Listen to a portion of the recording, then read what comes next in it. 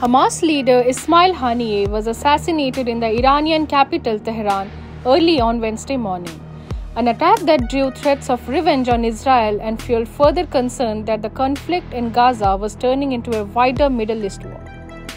The Palestinian Islamist militant group and Iran's Revolutionary Guards confirmed Haniyeh's death. The Guards said it took place hours after he attended a swearing ceremony for Iran's new president.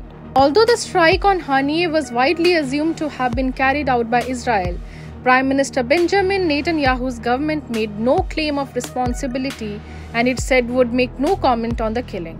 Haniyeh was killed by a missile that hit him directly in a state guest house where he was staying, senior Hamas official Khalil al-Hayya told a news conference in Tehran, quoting witnesses who were with Haniyeh. Haniyeh, normally based in Qatar, had been the face of Hamas international diplomacy as the war set off by Hamas-led attack on Israel on October 7 has raised in Gaza.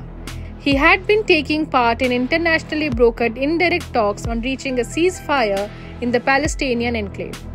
Netanyahu made no mention of Haniyeh's killing in a televised statement on Wednesday evening, but said Israel had delivered crushing blows to Iran's proxies of late, including Hamas and Hezbollah, and would respond forcefully to any attack. Meanwhile, a day after Haniyeh was killed in Tehran, Israel has announced that the group's military chief, Mohammad Deif, was killed in an Israeli strike in July in Gaza. A strike was carried out by IDF fighter jets in the area of Khan Yunis on July 13, 2024. And it was announced by the IDF that following an intelligence assessment, Mohammad Deif was eliminated in the strike. Stay tuned to Orissa Post Live for more such updates.